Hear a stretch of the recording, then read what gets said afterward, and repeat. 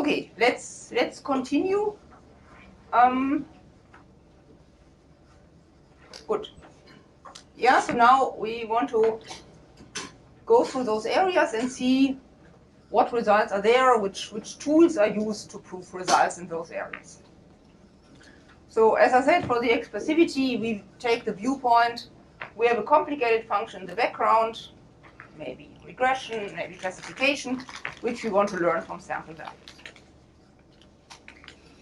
So these are key questions in that area, which architecture to choose, maybe for a particular application, maybe for inverse problems, which expressive power has a given architecture, in particular, which depth. Why is depth that important? So we will see 3 results in that direction. What is the complexity of that neural network? Can we reduce the complexity? Can we, in some sense, get something which has minimal complexity? And also very important, what are actually natural function spaces for deep neural network applications? And so in general terms, so if I speak like this, can you actually hear? Yeah? Okay. Because, yeah, if I speak not that loud, I mean, it saves my voice a bit better. Okay. So the mathematical problem is, I mean, in general, if we have a neural network, we have an activation function, sigma, then from some space, from function space, we would like to understand when neural networks approximate these maybe to arbitrary accuracy. In maybe the infinity norm, but maybe other norms. Yeah, so very similar to what Ron also mentioned, approximation questions in Ron's talk 2 days ago. There's a very famous result, first result in that area, which is the universal approximation theorem. So always improved by several people. And what it says is the following. I have an activation function which is continuous, not a polynomial. I look at functions defined on a compact set. Continuous functions defined on a compact set. Then, for every epsilon, no matter how good I would like to choose the approximation, I can always find a neural network which is shallow, which has just one hidden layer, which approximates that f to arbitrary accuracy. And so this is, I mean, how it looks like. So for every f, for every epsilon, I find such a function which approximates that f to that accuracy. And you see, this is actually a network of this type. So you see, I mean, this is in one sense these are the first connections, then the activation function, and then I sum everything up to the output. So this says, I mean, every continuous function on a compact set can approximate it up to an error of epsilon. So the proof, maybe due to time, we don't go through it. I mean, the proof is actually quite easy. So what one basically shows, I mean, if you just have, let's say, one output dimension, that this span is dense in the continuous functions if and only if this is not a polynomial. One direction is clear. If this is a polynomial, this cannot be dense. So what one need to show is just the opposite direction. And so the way one does it is first for dimension equal to 1 and just a smooth rectifier. And then one shows that linear functions are approximated, constant functions, linear functions, and in that sense all polynomials. And so what is used for that is that this is not a polynomial, so we find a point where the derivatives are all not equal to 0. And so using this, we can then build functions like this, where, for instance, here, if we choose h arbitrarily small, this approximates constant functions. Here, also this belongs, let's say, to this class. But if I let h go to 0, I get linear functions. Linear functions. And now if I choose lambda going to 0, I get these functions. So here I get linear functions and so on. So that way I can show any polynomial can be arbitrarily well approximated that way by Stone-Weierstrass every continuous function. And then I need to extend it to an arbitrary dimension and also to sigma not smooth, which can be done by modification. Good. Okay, so this is one result, but this raises the question, what is actually the connection between this epsilon and the number capital N? So the number capital N is the number of neurons here. Yes? Sorry, do you know if there is a constructive proof of this result? So we mean where you explicitly construct this. Yeah. I mean,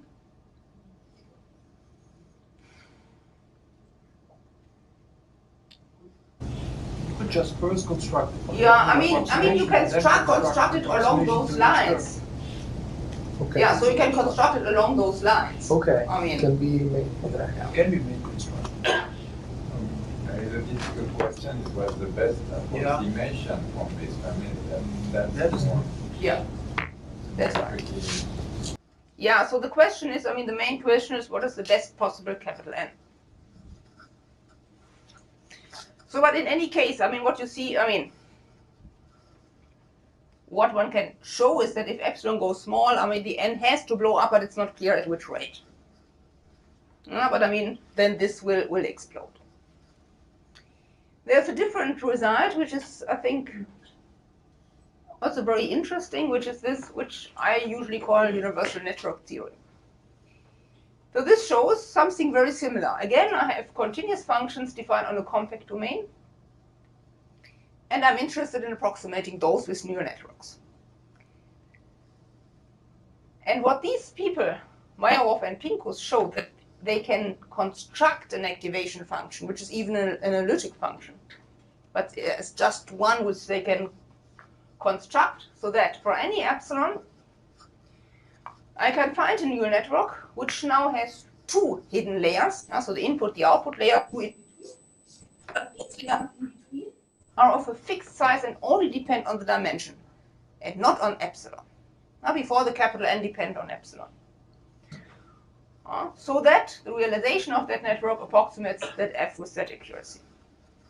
I think that's quite fascinating. It's very sophisticated construction. And then you can ask, I mean, now if I let epsilon go to 0, where does it show up? I mean, it needs to show up somewhere. And it will show up in the weights. So then the weights will actually explode. And so this is maybe a problem, because if you would like to store your network, and certainly you have weights which are blown up, I mean, these weights will take a lot of space to actually store.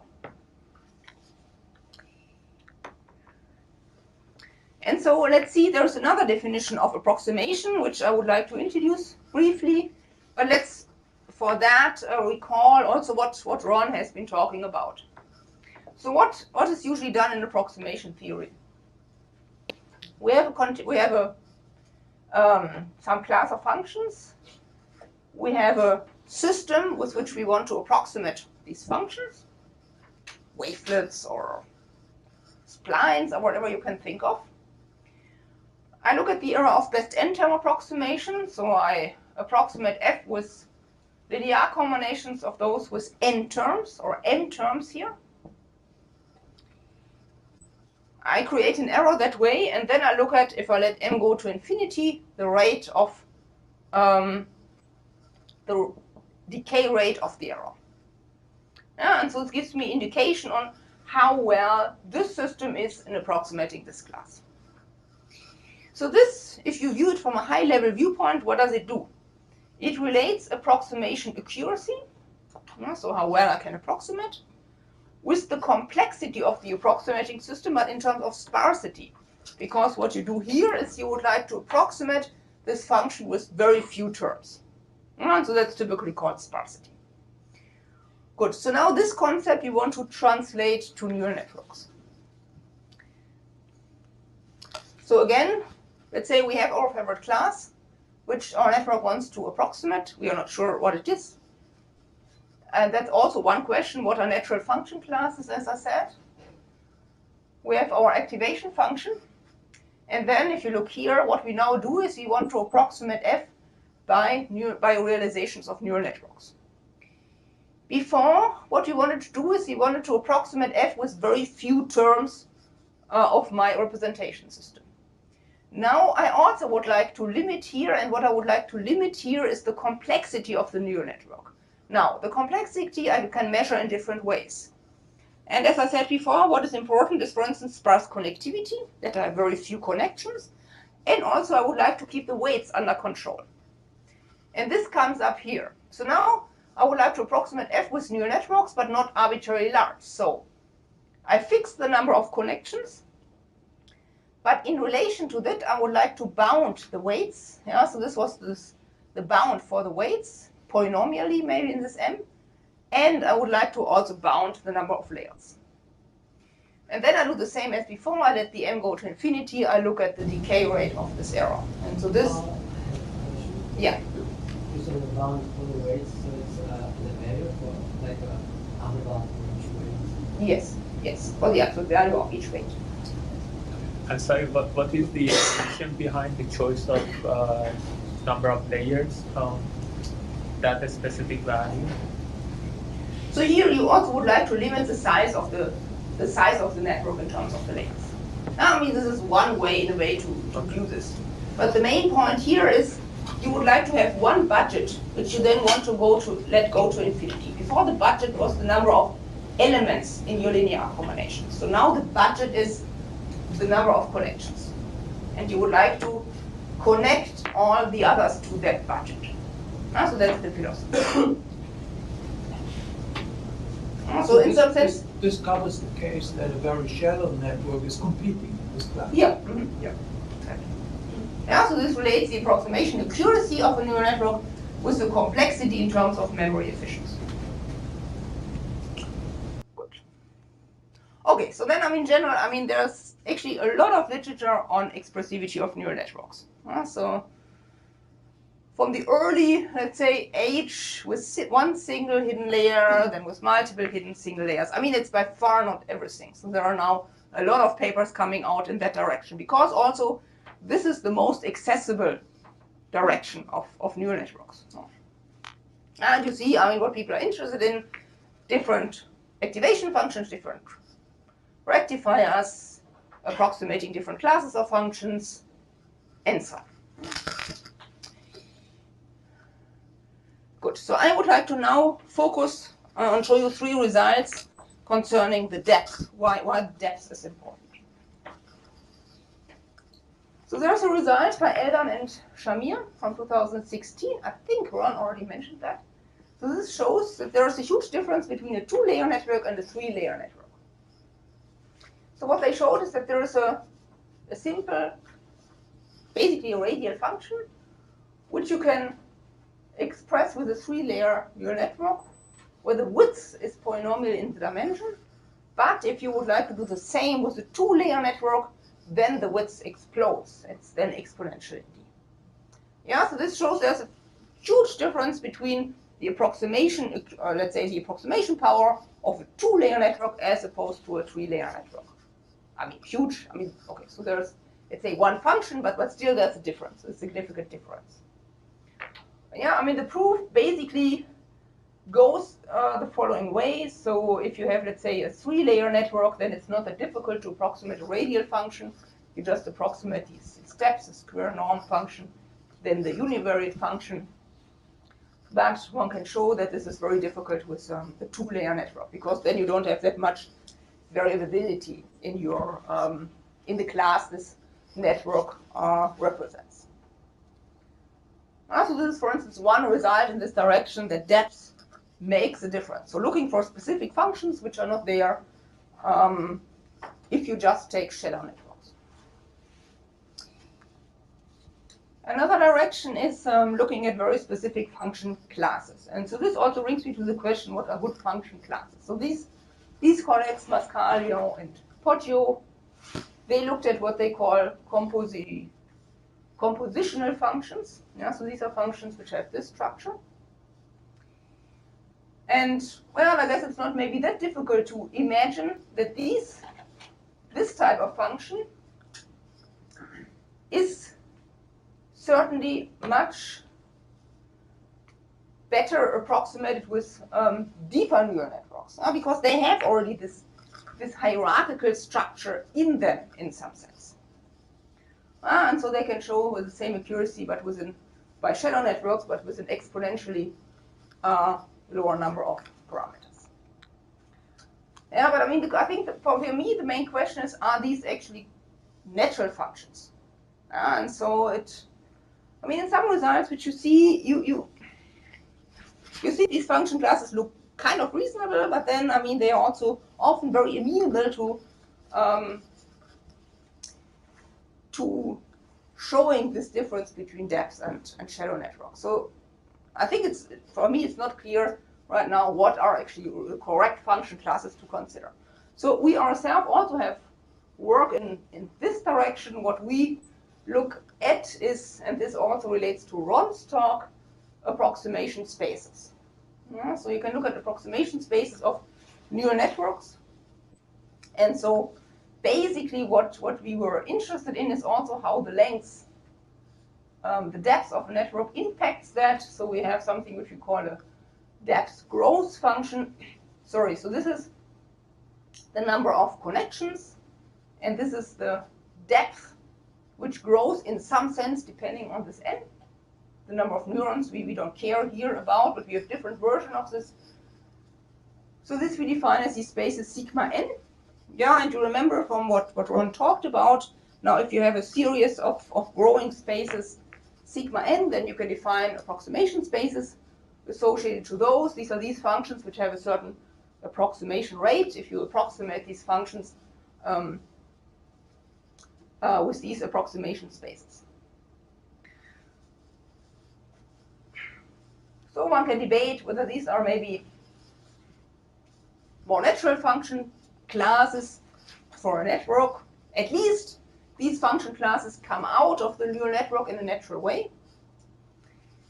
And what we can show with these classes is then one can analyze also how the expressivity grows with the depth of those through embedding results. So looking at these, let's say these spaces, how they embed in some sense, for instance, in known spaces. One can analyze, and so we saw before these skip connections. So you have a neural network, and now you add certain connections to it. For instance, or I mean, there's what's called a unit. Yeah, so where you go through the net in this way, and then you have here some skip connections. So with this framework, what one can show, is that these skip connections don't change the expressivity, and also when one gets some understanding of these activation functions, if they are polynomial, that you don't need to take an arbitrary high degree. I mean, everything is sufficient up to degree 2, because then the expressivity also doesn't change anymore. What is your mathematical definition of expressiveness exactly when you say the expressiveness grows? I mean, in mathematical terms, what does it mean? So here, I mean, what I mean, loosely speaking, is which function can be represented. So which function classes can be approximated to which degree. For instance, Bezos, we look at Bezos spaces here. How large are these approximation spaces? Yeah. This infinity is the number of neurons, which is also the number of intermediate variables. So if one targets, say, using this as opposed to other conventional methods to beat the curse of dimensionality, one should actually limit the number of neurons, because otherwise one has an amount of investment which could be probably beaten by a classical that suffers from the curse of dimensionality, but it could be potentially even much worse. Right? Yeah. So we have different versions of this. Therefore, I actually have that question mark. So we also have versions where we have something more specific here. Say like a polynomial bound on the Something like this. Okay. Good. So let's look at now. So these were some results now understanding the depth of neural network, and there are many more. So for instance, concerning using also tensor approximations. So there's work by Amon Joshua, for instance, from the Hebrew University. And so there are other approaches to understanding depth. But I think the full understanding, is still, the full theory, like for instance the beautiful theory like Ron talked about in approximation theory, a full theory is still not there at this point. Good, so let's look at lower bounds for approximation. There are basically two ways you can approach this. So one is what's called the VC dimension. Very, very popular in this whole area. So what does it say?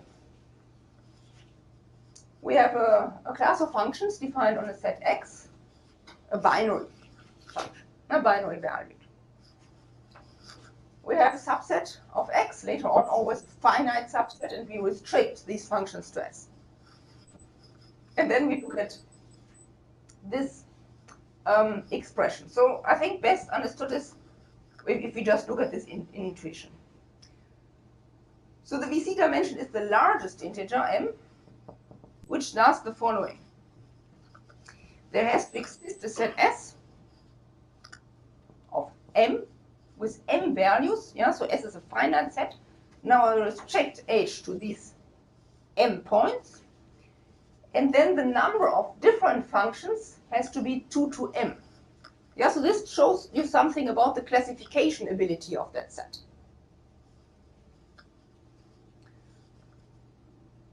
So that's what the VC dimension is. It tests basically if you have some H, what this set of functions is able to classify. How large, let's say, the classification capacity is.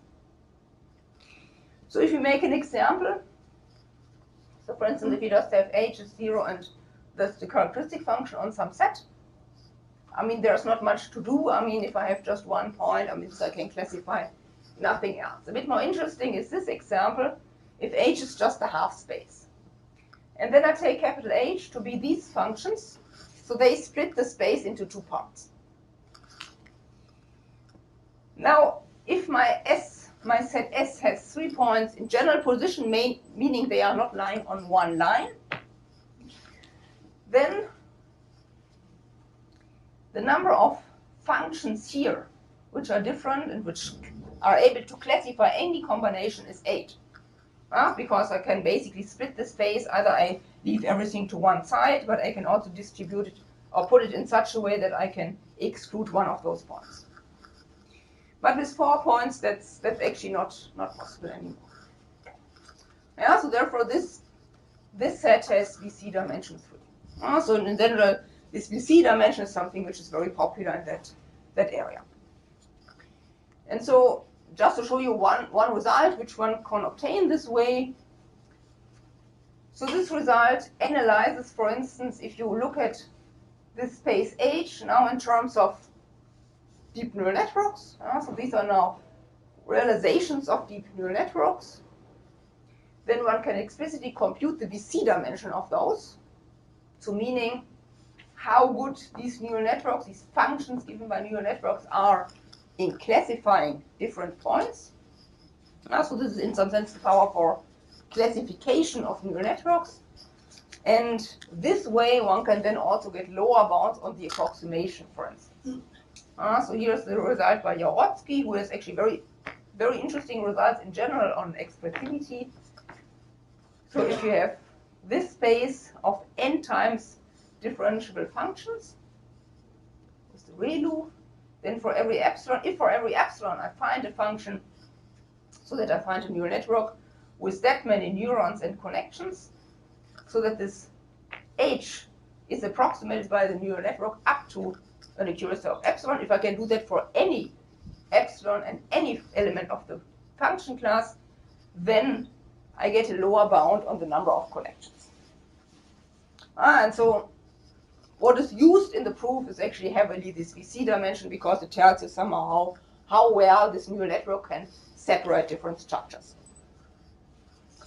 But in general, this VC dimension is a valuable tool for analyzing the classification capacity of different types of functions. Another direction, so this is the VC dimension. there's one other tool for getting lower bounds on the number of connections of neural networks, which come from rate distortion theory. Excuse me? Yeah. In this previous slide, yeah, it's L infinity long. Okay, just wanted. Sorry. So another area, or another, let's say, means to derive lower bounds on the approximation, on the number of connections which you need for approximation, comes from rate distortion theory. So what is the philosophy there? We have our function class, and you would like to measure the complexity of the function class. So this, I mean, Ron also already talked about a bit with Kolmogorov entropy. Here we take a bit different viewpoint. So how to measure the function class? You want to do it in such a way to be, let's say, more amenable to neural networks in the end. And so what one can do is, yeah, maybe let's just take a look here. So what we do is we take elements of my function class. I map these elements to a binary sequence, and then I map it back to L2 of RD. Yeah, so I take my function class, I map it to a binary sequence, and I map it back. Then I look at the error. I look at it uniformly over the whole class. And I want that this error is less or equal than epsilon. So I embed it in the bit sequence, I map it back. I would like the error to be less or equal than epsilon. And then I'm asking, how long does this bit sequence has to be? This minimum is called the minimax code length. And then I let epsilon go to 0. Therefore, this bit sequence has to increase, because I would like to, if I reduce the error of this embedding, certainly then I need a larger space for the embedding here. And so the rate at which this length increases is exactly this optimal exponent. So this gives, in some sense, dependence of the code length for, yeah, as it says, encoding the function class with the required approximation accuracy. Good. So in any case, so this optimal exponent is a measure for the complexity of this function class. And so this you can now use also for getting results, lower bounds on the number of connections which you need. So let's take a look at this. Again, I have my function class, and I take an very abstract learning procedure. So learning procedure in this case is taking an accuracy, taking an element of my function class, and mapping it to a neural network. Yeah, and so this should be done in such a way that the weights of the neural network are encoded with very few bits, because I want to have this, let's say, efficiency, and also the neural network which I get that way should approximate that f with that accuracy. So this is what I expect of a learning procedure. I take an accuracy, I take an element of my function class, I map it to a neural network, and the neural network should approximate that f with that accuracy. And then what we can show is that for any gamma less than this optimal exponent, the number of connections in the neural network, so this is the number of non-zero weights, is not bounded by a constant time epsilon to minus gamma. Yeah, so it grows faster as epsilon goes to infinity than epsilon to minus gamma. So that means the number of connections is in some sense lower bounded by epsilon to gamma asymptotically. So this gives us a lower bound on the number of connections in a different way, now with this rate distortion approach. The proof is actually of this not that difficult, because what you do is you encode a neural network also in a bit sequence. So you encode everything, the number of layers, number of neurons, and so on, the whole network in a bit sequence, and then you compare the complexity of this bit sequence with the complexity of your function class. And then certainly, I mean, the neural network can only encode this function class if the complexity is as large as the function class. And so this is how you get this result. But then, is the encoding unique? Is the encoding unique? So E, I guess, was in the previous slide. So you can do that in a unique way if you sort everything. Yeah, so what we do is, so you have a natural sorting of the different layers, but certainly you need to also sort the way you encode these connections. But if you sort them like here, 1, 2, 3, and so on, then you can define it in a unique way. Okay, but then you can, for here, you for instance can ask the question, what happens in the limit case? So this is a lower bound. The limit case will be the case where this gamma is equal to this optimal exponent. So this will be, let's say, the best you can do. Oh, sorry. Yeah, sorry. The best you can do. Okay, good. And so now I would like to very briefly tell you that in fact, you can actually reach this bound. So you can construct networks which have this optimal low complexity. So what, excuse me, so gamma star of C, is there a definition for gamma star of C? Oh yeah. Yeah. So that's, but it's closely related to the Kolmogorov entropy. Okay, so it's essentially entropy. Yeah.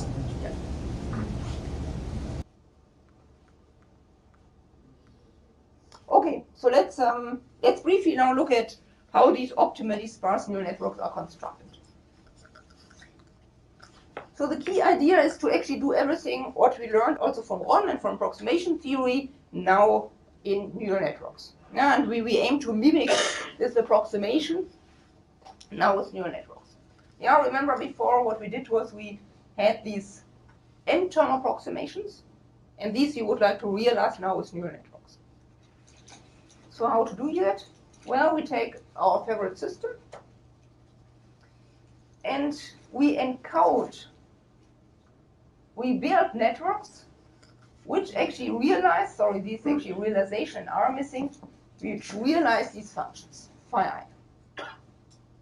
Yeah, so the networks which give the same function as these phi i's. Gitta, do you require exact realization or just exponential act? Or this is just, for the sake of the talk, I will, okay, so for the sake of the talk, it's equal, but what we do is actually approximate. So, okay, so let's say these neural networks look like this. And now I would like to realize just a sum.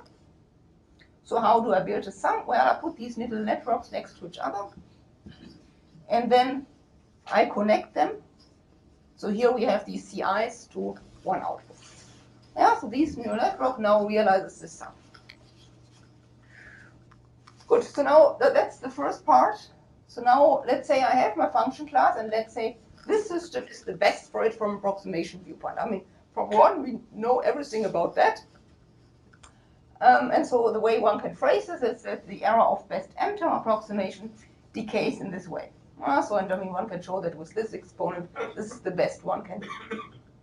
Then, if that's true, I can approximate every f up to an error of epsilon by a neural network with that many edges. That's not difficult to see. Why? Because if I put this, so if I choose a neural network now to realize this, we did that on the previous slide, that neural network has O of m edges. Then I set this equal to epsilon, and then I can solve this for m. If I solve this for m, I get this for m. That means this neural network has that many edges. Good, and now I compare with what I had before. So this was a statement from before, that the number of connections is not bounded by a constant tan epsilon to minus gamma. But now if I set gamma equal to gamma star of C, it's exactly what we achieve. So therefore, what I have here are neural networks which have a minimal number of connections. Yeah? So how do I get these neural networks in general? If I have a function class, I have a representation system which gives optimally sparse approximations of this function class, and every element can be realized by a neural network which has a controlled number of edges. Then I can get such a minimal memory neural network. So this shows that, from approximation viewpoint, what has been done for a lot of systems like wavelets and so on, neural networks have as much expressive power. There is a small problem here, because if you listen closely, we didn't take the weights into account. And so to take this into account needs to be done on a case-by-case basis. So let's maybe just do one case to show you that these bounds are also controlled. That these weights are also controlled. Yeah, so is set up clear? Okay, so let's now just very briefly look at one class of functions, one representation system, which gives me these optimally sparse approximations, and so that elements then can also be realized by a neural network, and so we see then how, using a neural network, we can actually build these functions. And these functions typically come from this area of applied harmonic analysis, also that you already saw before. There are a lot of different function systems which one can choose. And all these function systems have typically these sparse approximation properties. What is also quite striking is that all these systems can be very easily realized by neural networks. Why? These systems have all this form. Now, so they come from the affine group.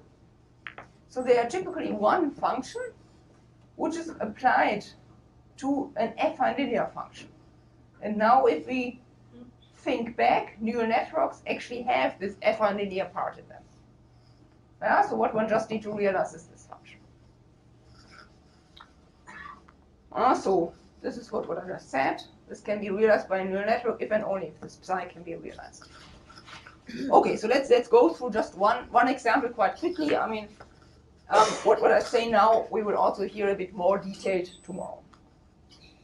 So we use this function class. It's called cartoon-like functions. So these are functions which you can also view as a classification function. It has two areas, which is separated by a curve of a certain regularity. So the regularity of this curve also depends on alpha. So these functions we would like with neural networks now to approximate. It's just an example. So these functions can be built in this way. So basically I have smooth functions inside and outside, and then I have this distinctive discontinuity curve which separates those areas. I know how to do that. There is a system which is called shearlets, and you see it has the same shape as we saw before. So we have here a translation parameter. We have a parameter which changes the size. It's an anisotropic system. And we have a parameter which changes the orientation. We make it a bit more flexible by not taking these scaling matrices, but taking scaling matrices which have an alpha. So what is the advantage? These systems now include most of the systems from applied harmonic analysis you might have heard of. So they include wavelets. You heard about those before. They include curvelets and shearlets. They also include certain Richards. So this is a very large function class. And we know that this very large function class is perfect for these cartoon-like functions. So, I mean, I don't want to go to the details there, but what this says is the approximation, if I approximate f with an n-term approximation, f of these cartoon-like functions, it gives me the almost optimal approximation rate. So this is the approximation rate. So this gamma star of this is 2 alpha, and then I just have this epsilon. So this shows that these systems, these alpha shearlets, are optimal for this function class. Okay. So yeah, so we will see, I mean, these shearlets tomorrow in a bit more detail. Here it's just an example. So now I have a function class, my example, these alpha cartoon-like functions, which are classification functions. I chose my representation system, and I know that they are optimally sparse approximations. What I don't know yet is this part here, so I don't know whether these systems can be realized. And so the question is, and a lot of proofs also in this whole area are to build functions using neural networks in a very sophisticated way often. Here it's not that difficult. So let me just show you how you can build functions with neural networks. So use ReLUs. So these are ReLUs. So you have one function, 0 up to 0, and then x goes to x. And building functions is already in the PhD thesis of Jan Le Cun, as he told me when I was in New York. He said, already in his PhD thesis, he has, let's say, some first ideas how to build certain function types with neural networks. Okay, so what we can do is we can first build like a little bump. So how do you build a little bump with ReLUs? Well, you put them in some sense in a kind of nice way. You align them in a nice way, and then you can build a little bump function like that. So this you can do with a 2-layer network. You have here the first layer, and then you have the second layer. Then with this you can build a 2D bump by again taking this on both variables and then adding here the third layer. And then in the theory you need what's called vanishing moments, which we didn't discuss in detail, so you need to shift it around. And in the end, your psi, which you get out, can be realized by a neural network. For theoretical purposes, we need something which is smooth. This is actually not smooth because the ReLU is not smooth. So what you can do then is you can smooth out the ReLU here, if this is the ReLU. So you can smooth it out this part, and then you get these alpha shielded generators. And so then you can show that indeed you can construct neural networks with O of n connections. The length is just 3. Your weights are also polynomially bounded by capital N, and the approximation is indeed in this optimal fashion. So what this says is that if you have function classes which are optimally representable by affine systems like shieldeds, wavelets, and so on, then you can also optimally approximate them by neural networks, and these neural networks are even memory optimal. Yeah, so this also shows, if you now are familiar with this approximation theory, with wavelets and so on, it shows that neural networks at least perform that well. So, okay, this is a mathematical construction. So do you verify this in practice by feeding, by trying from just the data of this sample of this, now you start from a cartoon-like function, and you try to learn a neural network that would approximate this from, let's say, from some point sample of this function. Do you actually observe that this particular architecture that you it would be interesting to see if this is actually the architecture that will be chosen by the neural network, if actually the neural network that will be learned from data will be shielded-like, or if it will do something even smarter in a way. So we have some... Was this tried? Was this... so we have some experiments which I will show in a minute.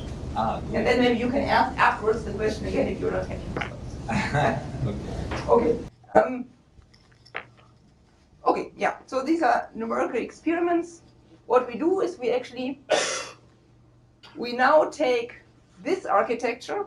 I should say, already maybe to Albert's question, if we take actually just a fully connected network, the results, don't come out that nice in some instances. Huh? So we now take the specific topology of the network. We take specific functions which we want to learn. Remember, these are functions now from R2 to R. So we take specific functions from R2 to R, which we want to learn. We learn through stochastic gradient descent, and then we analyze the relation between the approximation accuracy and the sparse connectivity, and we are also interested in what happens in these compartments. Remember, we put, for instance, shearlets there, or wavelets. These are also functions from R2 to R. Good, and so we have two examples. So we take this function, it's a function from R2 to R. It's a linear classifier, basically. So we sample it randomly. We train our network, and which comes out is that the error, the approximation error which we make related to the number of edges, behaves in that sense as you would expect of our result in the case of these zero shearlets, so for alpha equal to 0. Because we know theoretically that for approximating these functions, it's best to take so-called ridge functions, which are arbitrarily elongated. And now if you look at these compartments of the neural network, you see that in these compartments, if I go back, so in these compartments, indeed, something like ridgelets come out. So something ridge-like. We can do it a bit different, so we take a curvilinear function. Again, this relation is now of a particular order. This is also expected for alpha equal to 1/2, which are these two shearlets. And then these elements which come out are also kind of anisotropic. So in that sense, the neural network, if we choose this topology already that way, it learns something like shearlet. So it learns something which, from approximation theory, we know behaves in an optimal way. Okay, so this was... When you say if you do not impose this architecture, but then your training didn't use any regularization, where you say the results were not that nice in case you do not impose that architecture. These results, did they use a specific regularization, or was it just a least-squares field? You mean for a fully connected network? Yeah. Because they over-parameterize. Yeah, so we also use for that, I mean, for instance, L1 as a regularizer. But still, I mean, you don't get this architecture out, and it's, I mean, you don't see shearlets or anything like that there. But when you look at when you test the accuracy later, what was that? Was that comparable, even though the result was good? I mean, this relation which you see here, I mean, was not of that order directly, no. So it's, yeah. It means you inject some a priori knowledge, and that helps. Yeah. Okay, so let's now look at the learning and generalization part. Good, so for the learning part, I mean, now relating to the learning theory which we had before, this is our hypothesis space. These are the realizations of the network. We have given our samples. We would like to find this, what we call empirical target function. Yeah, so in the hypothesis space, given the sample values. And, I mean, in general, so this is for the square loss. In general, we would like to do that for any loss function. Good. So this is what the neural network should solve. So now we would like to learn these weight matrices and the biases so that this is minimized. So how this is done? So what is the stochastic gradient descent, and why is it that unpredictable and that difficult actually to analyze?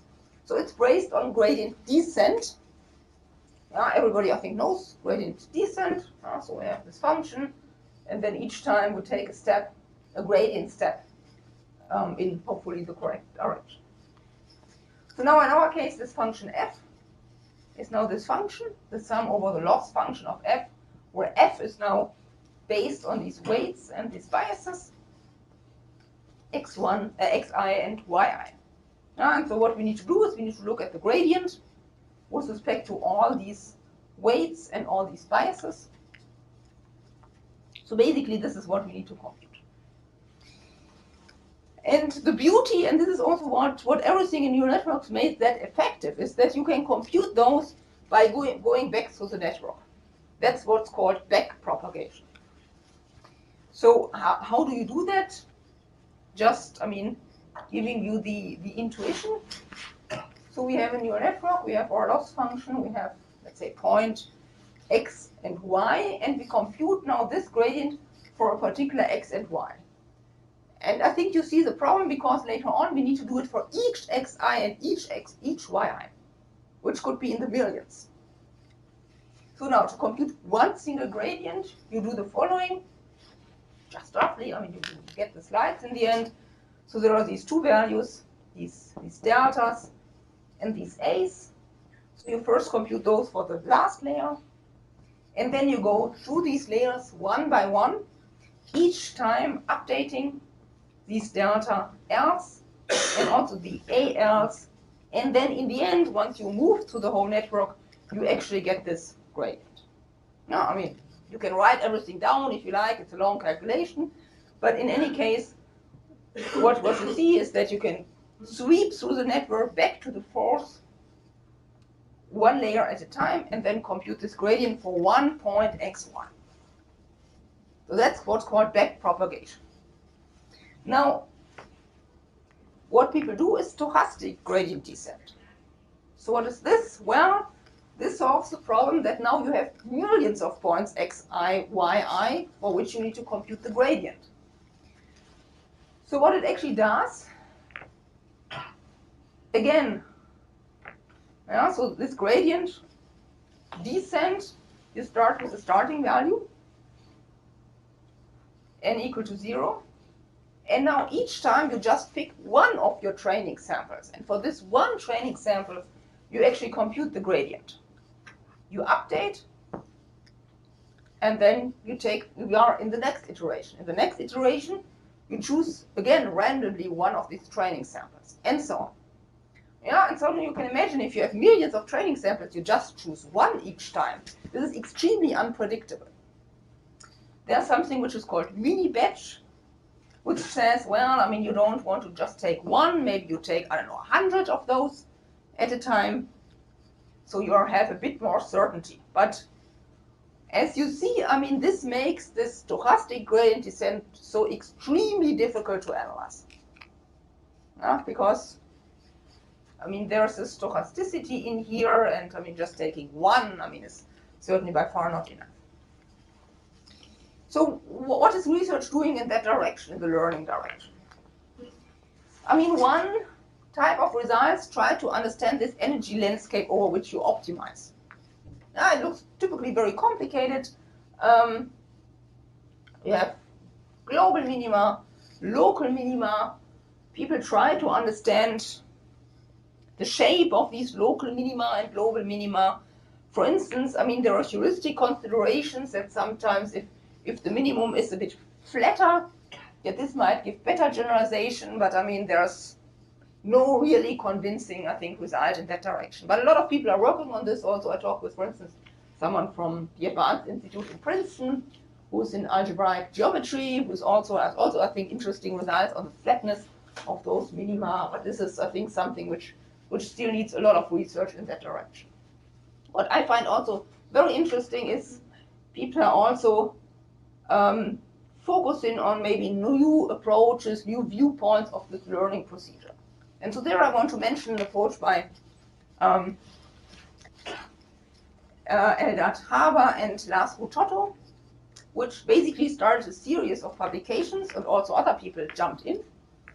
And so this is for these residual neural networks. So these residual neural networks, which have, as you see here, these skip connections, they turn to be out extremely efficient and extremely powerful. Now, if you write down what this means, you can write it in this way. So this is, for instance, one layer. The next layer you will get by adding the previous layer. And then here you have something which depends on some parameters. And you have also the previous layer. So this gives you the yj plus 1. Now this you can interpret from a PDE viewpoint, which is, I think, really beautiful. So you can view this as a forward order discretization. So of this initial value problem. And so this now, in some sense, opens the world of PDEs and stability results of PDEs to these residual neural networks. And so what they did in a series of papers, and as I said, also other people, for instance, other people with some additional contributions just got, I think, a best paper award at NIPS, which is the best machine learning conference. So they now designed, using this, for instance, what they call parabolic deep neural networks or hyperbolic deep neural networks, where you now, so now you can compare it to a PDE of this type. So if you have, let's say, a parabolic PDE or a hyperbolic PDE, this puts some constraints on this capital F. And so now you can build this into the neural network, into the architecture of the neural network. And so this then kind of enables you stability results from PDEs to transport to neural networks. But this is really, so in a PDE, if you want to use this as a discretization, that means that you're really, it means you assume that your format doesn't change from layer to layer, right? Because that's what the PDE does. I mean, as you have a discretization, and as time evolves, now you want to think of a layer at a time step, right? Yeah, but I mean, the way this is viewed is that now if you move through the network, you see the PDE basically evolving. So, and they have nice numerical experiments where in the first layer they have something which is very complicated, and then as time evolves, you see really how the PDE kind of separate those. Yeah, so I think this is actually a very nice entrance point to bring in a lot of results from. Yeah. I remember one talk by him, and that talk was very much focused on stability in terms of what people in dynamical systems would call astability. In other words, unconditional dissipation. So, but that could be very off from what actually he is observing. Did he give, in the meantime, maybe they had some clue how to kind of learn this from the data, what the right stability notion would be? Because it depends on the Lyapunov functions of a dynamical system, what the right stability notion is. Yeah. You want to say something? Yeah, but it looks to me more like some version of from the Kutyniok methods rather than the PDEs. And the data is essentially the weight and the astability. Because I'm not sure I understand where is the spatial dependence on data, where data is actually the weights that enter the usual from the Kuta and all this kind of, it's a special class of Yeah. It's true. But if this F comes from the spatial discretization of a PDE, then you have also an instance of a sparsely connected. Yeah, because the extensors are spatial dependence. The hierarchy that. Yeah. So I think, I mean, what I saw from them is that they have also a lot of numerical experiments. I mean, on the theoretical side, I think there is still a lot to be done. I mean, there I didn't see much in that direction what you mentioned. I mean, so I think one main focus now was to analyze how powerful these networks are, for instance, in classification tasks. And I think, I mean, numerically, they saw that it has concerning stability, some advantages concerning if you compare it to regularly trained neural networks. So I think that's the state of the art. But I mean, Yeah, it's an interesting idea. I think he was thinking about classification, designing the dynamical system so that it would. So that it moves things the out. points into separate. Exactly. Okay, generalization, to my mind, there's no convincing theory yet. I mean, there are indications that depth has a certain effect. So this is also, again, a point which talks also about overfitting and underfitting. But in general, I think concerning generalization, I mean, I wouldn't know what to show you here. What I know, I mean, if I have 5 more minutes, look at this explainability viewpoint. So now, I mean, we went through this. We saw that there are a lot of results, a lot of theory, because it's very accessible. Learning much fewer generalizations, almost nothing more. So let's look at explainability. So what is the question there? We already discussed it briefly. I have a classification decision, and I would like to move back through the network and put maybe something like a heat map on here so that I know which parts is important for the decision. Or the way people view this is, so let's say you have a neural network which maps from RD, that's my image, to R. Let's say X is in RD, and I would like to understand the piece component, how important that is for my decision. So then there's this notion of a relevance map. So what is a relevance map? A relevance map now relates to P, and it maps an image to a value. Yeah, so now if I would like to understand how relevant a P's pixel is, I would like to, so this then gives me, I'd say, the value from the heat map at that one pixel. And then one can debate whether these are really good conditions or not, but this is what people do so far. So they want this relevance map to be greater or equal than 0, so a positive heat map on the image. They would like that it separates the output so that the output is distributed on the pixels, so that if you take the heat map, you sum it up, you get the output value. And I mean, it's simply called consistent if both negative, if it's non-negative and conservative. Yeah, and so this consistency means that the decision in some sense contributes in a positive way to the so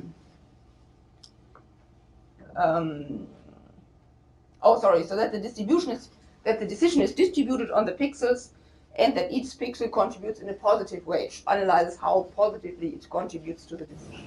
So they are interested really up to scaling its density. They want to learn the density. Yeah. Mm-hmm. So there is what's called sensitivity analysis. So that would be this map. So you just take the partial derivative with respect to that pixel, maybe squared. But as it turns out, this is not the best you can do. It's a very subtle difference, because what this shows, is changing which pixels makes the image look less or more like a cat. But what you would like to know is which pixels make the image a cat. Yeah, so that's in some sense a difference. It's a subtle difference, but it shows that, I mean, you can see if you see numerical results that it's actually not what you want. Then there is work by, again, my colleague Klaus Robert Müller from TU Berlin. He introduced something which he called deep Taylor decomposition relevance map. Deep Taylor decomposition. It looks like this. What is the philosophy there? The network function, you decompose in a Taylor decomposition. You choose it in such a way that this becomes 0. So you choose a root point so that this becomes 0. This is the approximation, and then this, what you see here, is just this relevance map. And so this now, if you sum it up, it gives you this f of x approximately up to this L. Good, we will see examples in a moment. This works quite nice. But also there, I mean, to my mind, there's no theory yet. What we then did was we analyzed the overall complexity of this problem. So we looked at neural networks which are defined on binary images with a binary output. And we asked the following question. I'm given an image. I'm given a k, which is, let's say, the size of my set of significant coefficients, and I'm given delta. And what I would like to understand is whether I can select pixels which are relevant. And so the way I want to understand it is the following way. I look at all those other images which coincide with my initial image on the set of significant coefficients and which reach the same classification decision. And I would like to compare it to all other pixels which just coincide on that set of significant coefficients. I would like this to be greater or equal than delta, and I ask whether I can find an S which is sufficiently small, satisfying that. And so one can show that this is an extremely hard problem. It's an NPP complete, and it's even NP hard to approximate. So this shows that even a simple problem like this is just very hard to compute. Nevertheless, I mean, there's a strategy which also we contributed. I don't want to go too much into the details there. Just show you some images in the end. So this is on the so-called MNIST database, so where you have digits. Yeah, so you want to here classify a 6 separated from 8. And so here you see the sensitivity analysis, which basically doesn't give you anything. The deep Taylor shows you that, well, I mean, these pixels are somehow important, which I guess they are. But what you see here, I mean, in our experiments from our algorithm is that also this area is important. And you can imagine that this is actually very important because it distinguishes the 6 from an 8. Yeah? So for that, actually, this area is certainly something which you also would like to be highlighted. Yeah, so this is in that sense, let's say, a bit more sophisticated than what has been done before. So also here you can you see that these pixels are important for deciding whether something is a 6 or something is an 8. The way the performance is typically tested in these algorithms is in the following way. So you take your pixels, you sort them, and let's say these are the most important pixels and these are the least important pixels, and now you start from the back, flipping them randomly. Now, if you do that, what would you expect? If you start with the least important pixels and flip them, the decision should not change. Yeah, and so the decision should be kept for a long time, and this is also what you see here. So some of the algorithms break down immediately, but then, for instance, also here you see, I mean, LRP is still very good, but then also this is, so what we did is kept, let's say, for the longest time. But in this whole area, so this complexity analysis is the only theoretical contribution which is there. Also, the algorithm we designed does not have any theory right now. So this whole area of explainability is desperately, I think, needing a theoretical foundation. We are working on this, others are working on this. But I think this shows you a bit the state of the art right now in deep learning. If you look at those, as I said, I mean, there are a lot of results. I wouldn't say this is well understood, for instance, also concerning depth. Why are deep neural networks that good? There are interesting results, but I think the main contributions, the breakthrough contributions, are to some extent still missing. Also one question being, what are actually the right function classes to consider? Learning, there are interesting approaches, like for instance this by Elder and Rototto. But also here, really understanding the energy landscape, understanding which local minima are maybe good for generalization, is also still not done yet. There's a lot of research which still needs to be done. Generalization is the least understood. This, I think, a new direction, which to my mind is also very interesting, but basically also lacking a theory. I mean, there are just these, as I said, this complexity contribution, but besides that, there's nothing known. But I think this is also important because in the end, what will be there in a lot of applications will be the trained neural network. And so this one then also needs to understand maybe after the training procedure. And what I think you observe these days is that a lot of people from mathematics start jumping into this area with their respective tools, I think, which makes it very interesting right now. Everybody has, let's say, an expertise in, let's say, optimization or differential geometry and so on, all contributing to that. So I think right now the theory is evolving and will evolve even much further and much faster. But right now, I think we are far from understanding in general why deep neural networks work. And as we saw for the statistical learning problem, you saw that all these areas need to be understood. Otherwise, you don't have a complete understanding of what's really going on. Yeah, but as I said, I think it's an exciting time, and if you're interested in that, I think there's a lot to be done.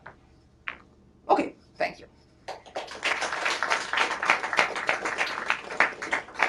Thank you, Gitta. So when you talk about the DNN and then talk about ResNet, I thought ResNet is designed for RNN only. Means recursive neural network instead of just an arbitrary forward deep neural network. So ResNet are those neural networks which have these skip connections. So these are residual neural networks. They're also called parent. Is the same rule. You don't change your rules from layer to layer, right? No. So otherwise, for example, if each layer have different rules, how do you implement your for example, your dynamical system to vector field? So the ResNets are typically, I mean, they were the same rules. It's just that they have these skip connections. So if you go back. So that's RNN, right? It's not just the regular DNA. That's right. I mean, it's so typically you don't have these in. Okay, so neural networks in general, I mean, could also have these skip connections. But I mean, these ResNets are specifically networks where each time you basically also have this connection which moves the input of this layer to the next layer. So that's the same rule. So that's RNN, right? Recursive neural network, right? But in between you have another layer. Yeah. It doesn't matter, but you have the same rule basically from mapping to mapping. You have the same rule, but I mean, so typically. It's not arbitrary, it's not that you're changing the rules from layer to layer. No, that's right. You are restricting, you are imposing something, yes. Yeah, but normally neural networks, I mean, don't have that. They have the same rule, but they don't have these connections which are not affected by any real loop. Yeah, so that makes this in a way special. It doesn't matter. I mean, you have basically have three types of, for example, you have forward, right? Then your rules will be different from layer to layer. That's allowed in forward neural network. Then you have a convolutional neural network where you have structures in your W. And then you have recursive ones where you have repeated rules from layer to layer. I suppose you are talking about that RNN here, right? Okay. That's right. I mean, there are all different forms. Yeah, as you say, I mean, there are convolutional neural networks which have convolutions in which are good for imaging, which I didn't talk about here, which is a special case. And then, so the way I defined this, let me see if I go back. Yeah, so the way okay, what is it? Okay, yeah. Yeah, so the way I defined this, so these residual neural networks would not fit into that class because they have these connections. Yeah, but it's a matter of how you define neural networks. Huh? So certainly they belong to feed forward because you always feed only in one direction. That's right. So I wonder the lower bound you proved, how that will guide people to design, for example, topology of the network. Yeah, that's okay, so what one should honestly say is certainly these approximation results don't talk about learning and generalization. Yeah, so they only study the expressivity capacity of it. So it could be that, I mean, it approximates this network which you design, approximates your function class in the best possible way, but your learning algorithm just behaves terrible on it. So this is, but what it says, for instance, the result also we had is that in fact, I mean, if you are interested in these function class of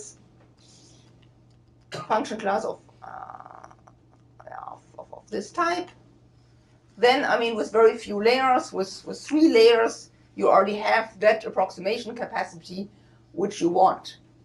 Yeah, so here, if you're interested, if you have studied before and dealt with wavelets, shearlets, and so on, and now you want to build networks which basically do the same, then you don't need 100 layers. Yeah, so this could be one thing. For that previous result, these lower bounds, so for instance, for this result, I think what would be the next step? So here, it doesn't talk about the number of layers.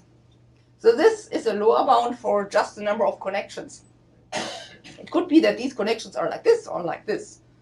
So I think what would be nice would be to have a result you have given, let's say, L layers, and then to have a lower bound. In your proof, do you have any hints? No. Well, we thought about it. I mean, that we thought about. The problem is that, in fact, I mean, you encode this network but it's not sensitive enough to tell you something about the depth in some sense. Yeah. Going back to this result by Poggio, he was comparing the accuracy obtained by a one-layer network with the accuracy of this particular tree-type network where he always has only groups of two variables. He splits it. He splits the variables into. Yeah. So that's. So yeah. So like function. Yeah. So what was the result again? What did they show? Yeah, so in some sense it shows that if you have function like this, I mean deep networks don't need, let's say, exponentially many nodes for that. That's right, they are complexity-wise, they are more favorable. Yeah. They are more favorable. Yeah. Did they compare that with the expressiveness of the others? Yeah.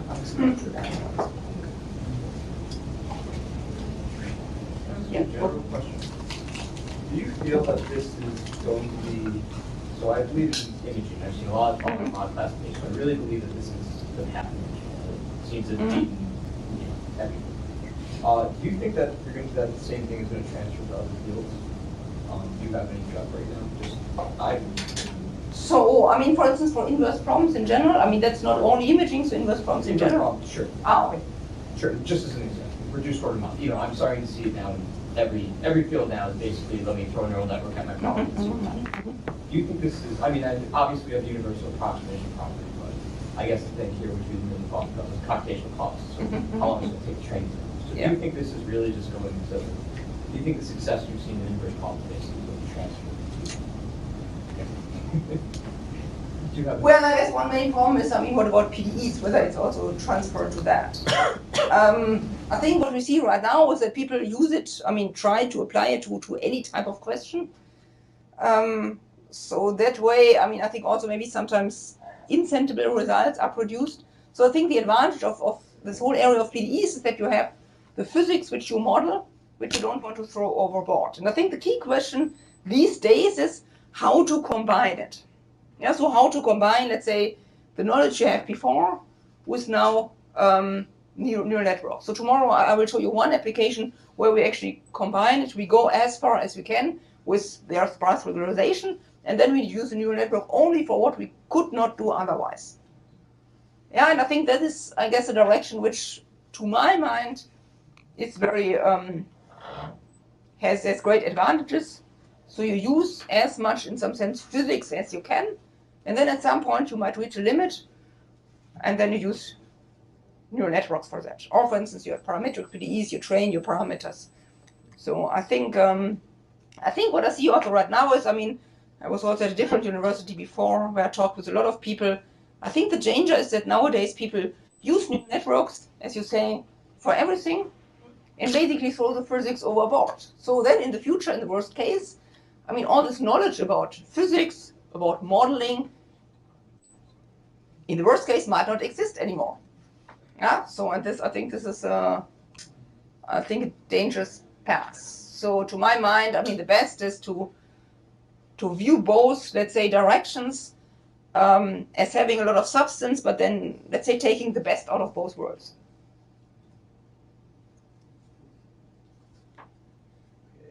Okay. Yeah. So, thank you very much again.